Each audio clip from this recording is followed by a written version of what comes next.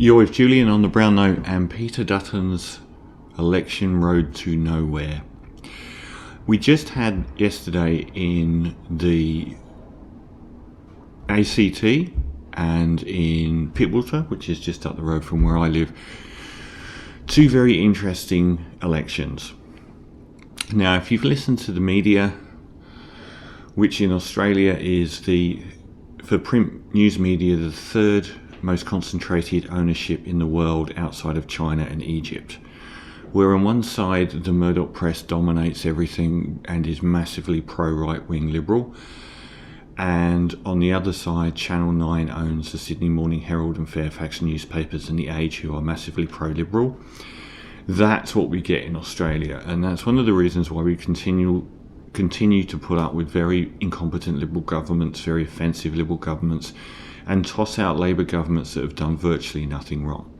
We tossed out the Gillard government and at that point back to Rudd government, who were at that point the number one best performing Western economy in the world, for absolute furphies of rubbish like the carbon tax. Yet the Liberals keep in power despite sacking leaders and incredibly bad economic performances, incredibly offensive proposals on tax. But we put up with it because we're gaslit by the Australian news media. So at the moment, if you've been following TV or news media in Australia, you would understand that Peter Dutton's an unstoppable force. He's not. He's completely unelectable. I called the Australian election about a month and a half ago already, and it's not until November next year, or September. So we're over probably 12 months out from the election, and I already called it. But if you listen to the media, you get the impression that Dutton's really cutting through, and Dutton's doing so well, and Labour are in the shambles. But it's been so nice to have Anthony Albanese's scandal-free government in charge after Scott Morrison lurched from crisis to scandal to corruption every week, dominating the news headlines, and was just an awful human being to boot.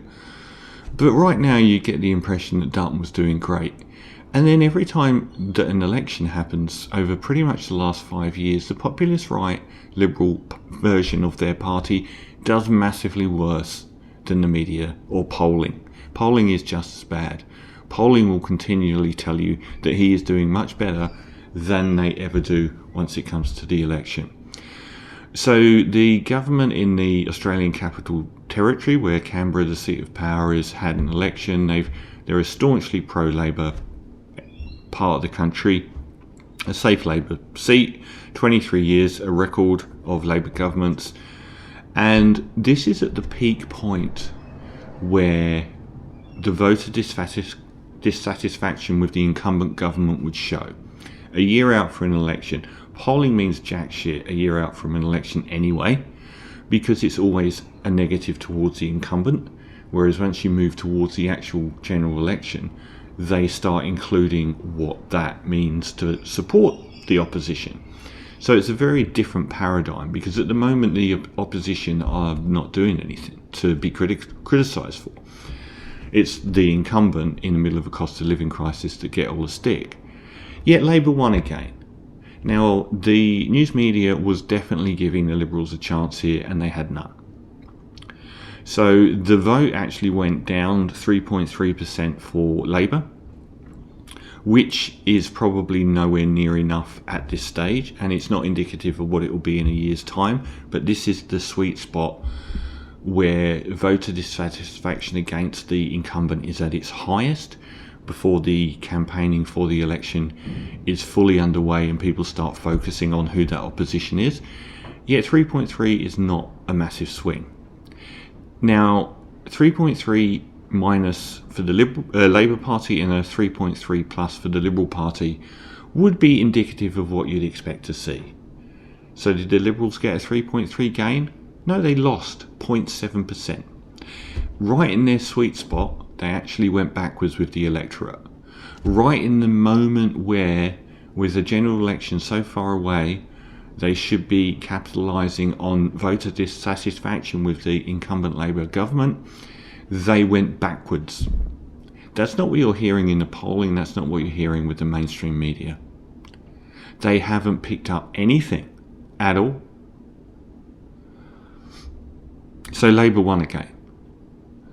And there was no indication of the public wanting change at all. The votes that Labour lost went to independents. Some of those independents are not very friendly towards the Liberal Party. And we had another one, which was a local election, a very disturbing local election in Pittwater, after Rory Ammon, the Liberal councillor, quit politics entirely to face child sex offence charges. So that doesn't help your Liberal Party, but the Pittwater electorate was indicative, I feel, of something different. The entire Northern Beaches where I live has been a shameful Liberal stronghold. For many years, we had Mike Baird, the state leader, a horrible Liberal, and Tony Abbott, a horrible Liberal, just down the road from me. Their offices were just down the road.